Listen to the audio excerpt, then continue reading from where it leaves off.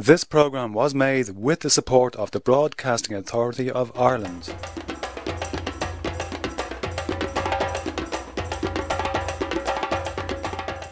Over the years, many Irish missionary sisters have done Trojan work among disadvantaged communities in Africa. This is a few of their stories, the stories of unsung Irish heroines in Africa. We're all for each other, and that was my ambition, to help those who can't help themselves at the moment, and any help you can give is very rewarding for anyone. And as I was giving, I was receiving just equally as much as I gave.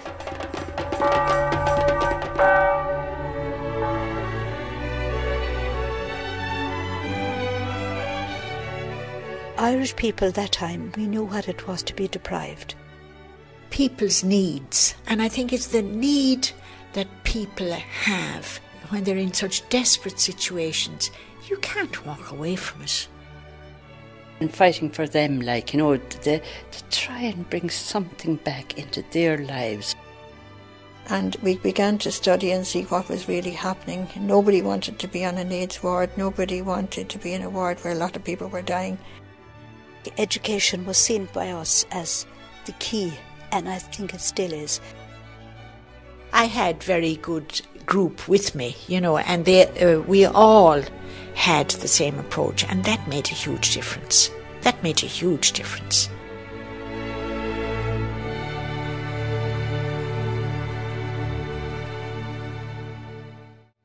I'm Paul Wright, and welcome to the first programme of Unsung Irish Heroines in Africa. Down the years, many Irish women working in Africa have been at the forefront of empowering African women by offering healthcare, education and development skills to them. Hilary Lyons, a Holy Rosary missionary sister and medical doctor, helped to run a hospital in Sarabu, West Africa, from the 1950s to the 1990s. One day I was called, I'm using this one case, but there were many. A lovely young girl was dying. She was pregnant, she was in labour for days, and they had mismanaged it. And that need not have happened. And to lose a lovely young girl who said to me before she died, "Sister, please don't let me die, I'm only 16 years old." So I was upset, I was furious. Sister Lucy had joined me then, and she had in the meantime done obstetrics and gynecology.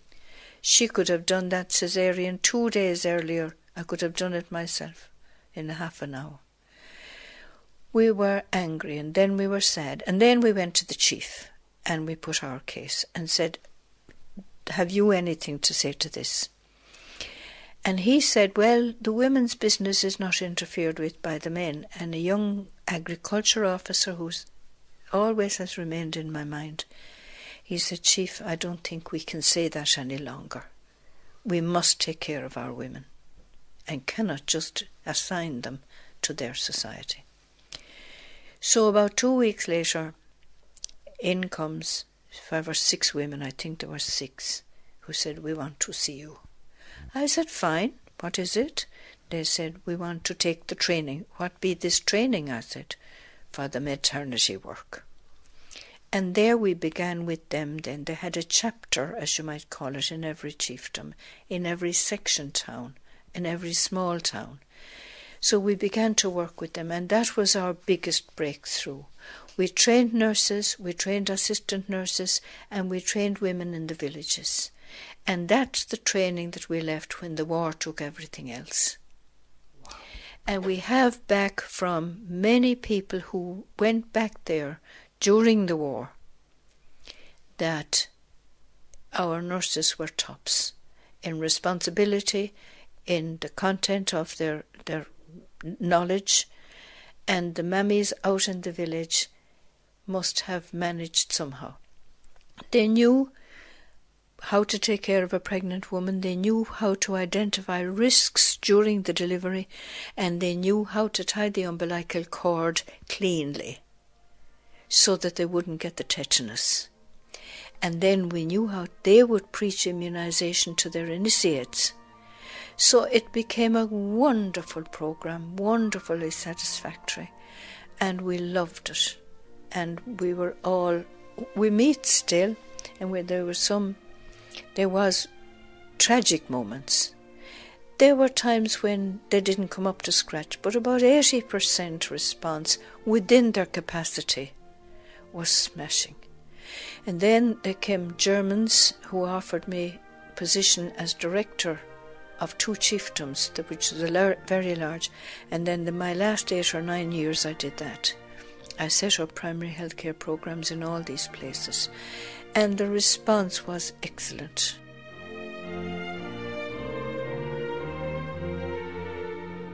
And Mary Coleman was one of Hilary Lyon's colleagues in West Africa. The sisters who work there have done a lot about the role of women and the abuse of children and the abuse of women, sexual abuse particularly, and so now it's a crime. So you can go now. I mean to say, up to relatively recently, there was no real hardcore enforced legislation to protect women against sexual assault, sexual violence. Never. I mean, it was part of life and they just lay down under it, that's all. And now they're beginning to realise that this is wrong, and the men are made to... In Sierra Leone, I remember in the villages there were checks and balances. And if women were beaten or anything, the town chief would watch it. But there were certain things that, particularly sexual abuse, that were kept. And like children would be raped by their brothers or by their fathers or their uncles, and which we know too in our own society. There were no sanctions against it. Even though they will tell you there were sanctions, there weren't. So that is becoming far more important, and the sanctions, and you can go to the police. So the role of women is changing.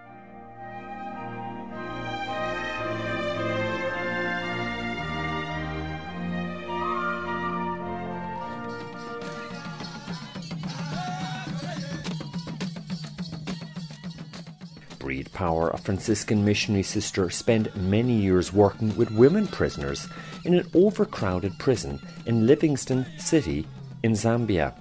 There were a few women prisoners there, and I think this really was... my heart went out to the women. They were remanded. They were in another part of the prison, and it was a very down-and-out place. And I said to them, talking to them, and I was told I could go in there and pray with them. There wasn't much more I could do with them. But I said, I'll have to do something. So they weren't educated. No, I couldn't do education there. So I decided, no, must start something. So I started a needlework club with them. And they loved doing embroidery. And the African people, loved chair backs of every description. And it might be only made on cheap material, but if there's flowers on it and it's embroidery, they'll have them on all the chairs in the place. So I started with the girls, and we're supposed to be praying and all the rest of it, and I started with the needlework club, and then I said I could pray with them. Sometimes the prison officer was a female, or sometimes she went away. And so they were getting on nicely, and I'd say to them, what do you want? And I brought them the sugar and the things. There were only about 5 or 6 women usually there, and why were they in and all the rest of it. Now one said she was supposed to have murdered her uncle, and her 2 brothers were in the male prison, and she was in the female side, and they were waiting for her. And I said, did you? No, we didn't. We came on it. So they said, but then, I wasn't going to get caught in it. But anyway, she was a lovely girl, a really lovely girl, and she was determined. I said, whatever money I make in selling these, it's your money when you're going out. I said, it's for you. So I said, I'll give you a start off. And I bought the stuff for them. I had to buy the stuff all the time. And I got the thread, and I got them to draw they're very good at art. And so I got them to draw whatever they wanted to put on it, and they did it and gave them all that. So when they made the whole set, I sold it, and I kept the money. I said, I'm not giving you the money in here, because I said you wouldn't get it. But I used to love the women, because they'd sit down and they'd talk to me, and we'd chat away, and they'd tell me, and then when things were hard for them. So I said, what do you do at night time? And they said, there's nothing when you talk. But I said, why don't you do your embroidery at night time? And I said, we've no light. They hadn't even a bulb. And I said, you've no bulb? I said, but what's wrong? And they said, well, they left it in the dark. They have no money to get a bulb. My God, a bulb. Literally a simple bulb. So in other words, these women were left in the dark night after. 6 o'clock at night. My God, this is unbelievable. So I said, look, I said, I'm going to get you a bulb. But they said, it'll be taken out. But I said, it won't. I said, I'll make sure. So anyway, I went over to the place where I said to the office, I said, they tell me there's no bulb. Is it all right to get a bulb? And they said, she said, oh, yes. But see, they could take them for their own house. So anyway, I went up the town, and there were Chinese bulbs and Philips bulbs. So I said, I'll get a Philips bulb for them, much more expensive, but I said, I'll get it.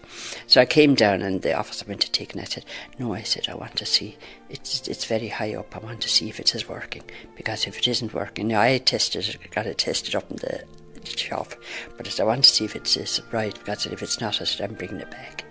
So she would let me over, and it was very high up.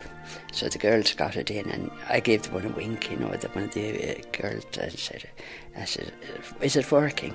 And she said, it is, sister, great, she said. So then they had their lives. But you had to pay little devious things like that.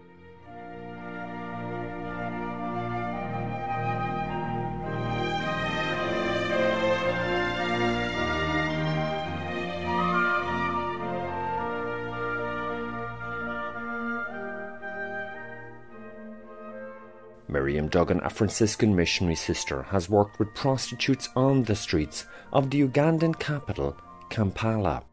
Because if you take, say, prostitution out of poverty, which is a lot of what happens in cities in Africa, it's young women who've made their way to the city, who are in desperate situations, and therefore they go on the streets. They don't want to be there, but they've often no choice.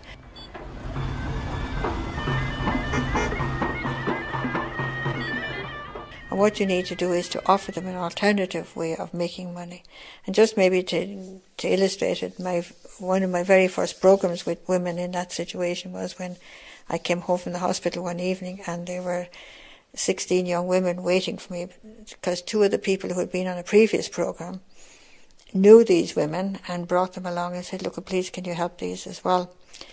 And we eventually ended up with a group of 25, and we didn't just do the Education for Life program with them, but we also started a program on their own self-image. And we made a bargain with them, saying, okay, you're doing it so that you have food every day. We will give you the food for every day if you come for these. So for about 3 weeks we worked with them. It was like a rehabilitation program. And then at the end of that, there were some of them young, and we got them into school or into trade schools and began to support them. And the older ones, we sat with them and said, what trade can you do? And we set them up in the market with an income-generating project and all this. So it was, again, it was offering them an alternative then from that lifestyle.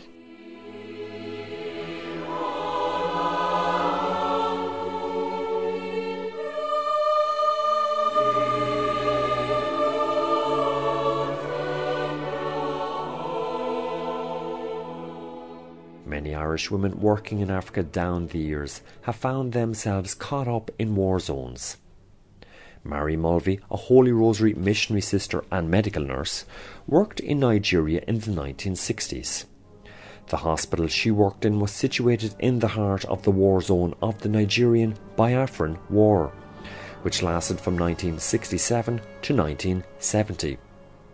This war was caused by the attempted secession of the Igbo provinces of Nigeria into the self-proclaimed Republic of Biafra.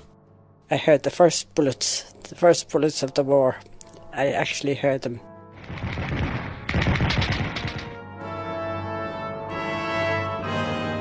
A priest came over from the church and said he was removing the Blessed Sacrament from our house, and we were to be gone by midnight. So, this was a dreadful state, and they were gone. And I phoned, anyhow, the person I should contact and told her we were to be gone by midnight. So she said, okay. So then we got into the car. I drove down to the gate. The gate was locked. We couldn't get out. And only that day I saw a hedge with a hole in it. So I decided that was the place we get out. So I came back and drove out through that. If I did, a fellow stood in front of the car with a gun and told me to get back. So I said, okay. So he moved away and I put on the accelerator to drive like a hare out through the gate the other way. I'd have a whole car put in front of me, a big van put in front of me, and a fellow with the gun. So I decided, I suppose, I better go back. So I turned around and went back, and we waited there for a while to see could anything happen. And anyhow, eventually, I said to him, could he not let us go, kind of thing.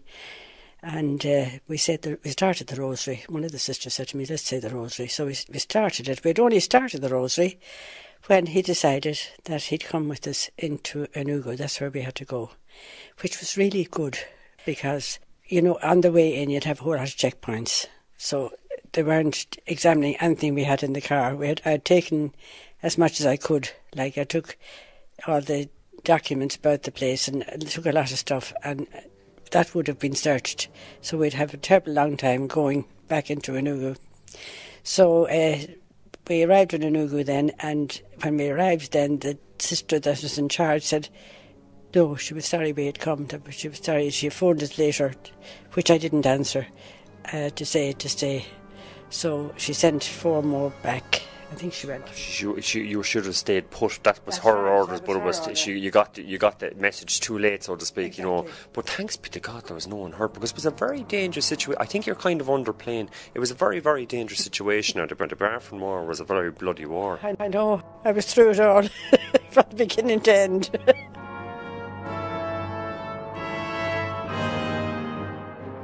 Okay, everybody on your feet up. Let's go. Demonta, come on. Come on, baby.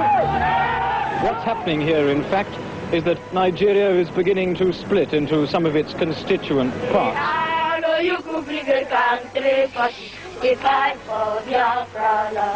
going because the situation here is dangerous.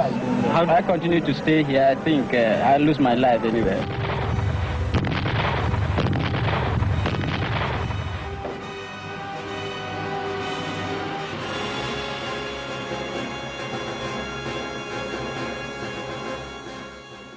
I went to one hospital, and the day I went there, 100 casualties came in. So it was a case of really giving all those injections. That was kind of a problem with them, and all different types of things, broken legs, their bodies certainly broken one way or another. It was very sad, it was a very sad thing altogether. And then by degrees I came down further and I was into a maternity. And I was in the maternity and I was beside Onitsha. It's a huge place for shopping. And I went in there to buy a gift to discover the place was totally empty. So I came back and I said to my companion, I said, there's 2 Egypts in Onitsha, and that's you and me. So anyhow, the next thing we heard the terrible business going over our heads, so we came in and sat in a little downstairs place, and we said the Rosary between us, and we waited until the shooting stopped. And then I had to go down to the maternity because I had 3 or 4 women in labour. Went down to maternity to discover they were all gone. So it was a terrible situation, that kind of thing, that they were left high. They were really just couldn't wait. They went.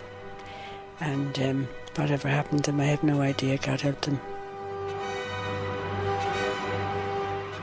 It really was a terrible problem. And the awful thing I remember about it of all was the fact of people leaving their homes, carrying whatever they could on their heads. It was a terrible sight. Any bit of property that they had up on the head and off, where were they going? Where were they going to go? And especially if things got worse and worse and worse, because it meant there were more people going, where were they going to stay? Gosh, I just think you look at them and it was really cut me to the heart now, that kind of thing, to see that going on. At least we had a car and we had somewhere to go. Like we had another convent someplace down along the line. So from that point of view, it was a terrible, terrible war.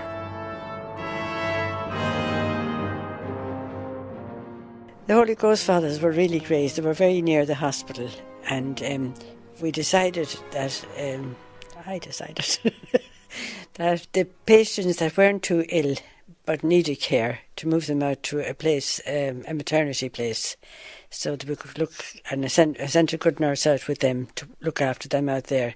And then the very ill ones we kept at our feet. Now the Holy Ghost Fathers moved all these people out for us in their cars. They were great. I must say, appreciated it very much. And about the last night we were there, they decided that one of them was coming over to sleep in our house to make sure that we'd be all right for the night because of the danger. So, I mean, I must say, I appreciated them very much. They were really great. We worked with them the whole way down through the war. They were all there, and they were there at our disposal if we needed help.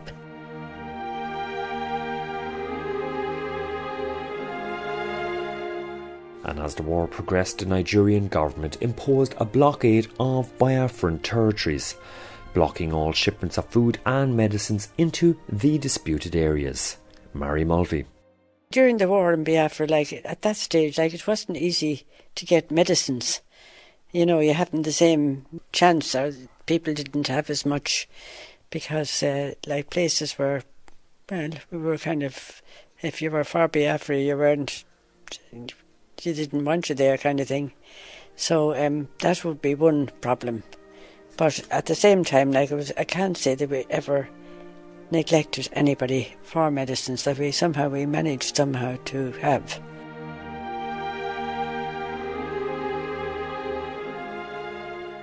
During the Biafran War, much food and supplies was airlifted into Biafran territories by anti-government forces. Believe it or not, Mary Mulvey was herself involved in ground support work for such airlifts.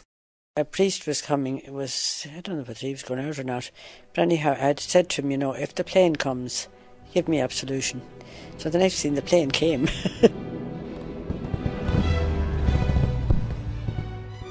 And it was flat on the ground, and he was flat on the ground, so he gave me absolution. And anyhow, I was okay. The plane went off again. These planes were something else. It wasn't just one, but there'd be more than one. And even one night, it must have been coming back from there. When I came back, we just got off the plane when this fellow with the guns arrived, and we went to the place. There was a hole in the ground where you went down, and it was awfully funny actually, because we knew he had 8 bombs.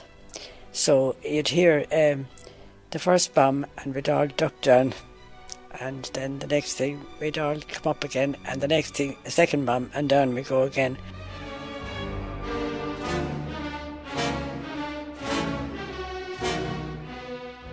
So we had to wait, and we counted 8. So once we knew there was 8, that was okay. It was gone, and we hadn't got us.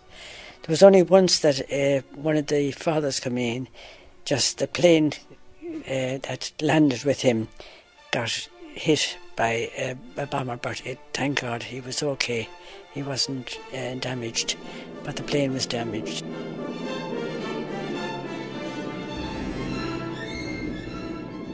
Were you scared? It was funny, I just accepted it. And then going on the plane, you see, when you were going on the plane over to where I was going, the lights had to go off the plane. There was no lights at all for a long journey. When we were passing over Nigeria, all the lights were out of the plane. And, then you got so far, then the lights went on again. But it was an extraordinary, when you think about it, it was extraordinary, really. But you accepted it, I just, thank God, just the way I stayed, so if I stayed, you were free. The congregation didn't ask you to stay. If you were free to go home if you wanted to.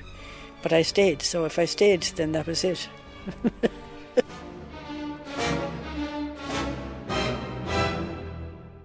And so Mary Mulvey bravely stayed in the disputed Igbo regions for the entirety of the Biafran War.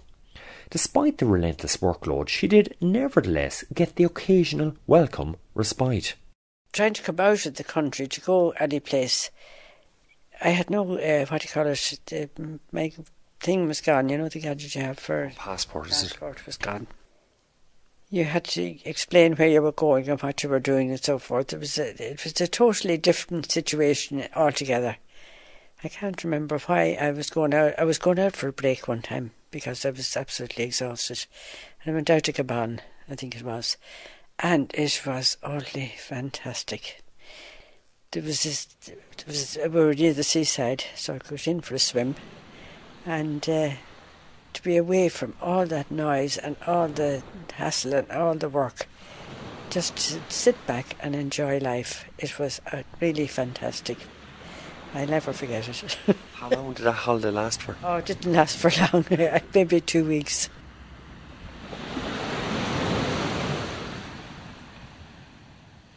And then we kind of came, back in and started off again. It was great to have that break. It really was. It meant an awful lot. And did I enjoy it? I sure did. Anyhow, that's life.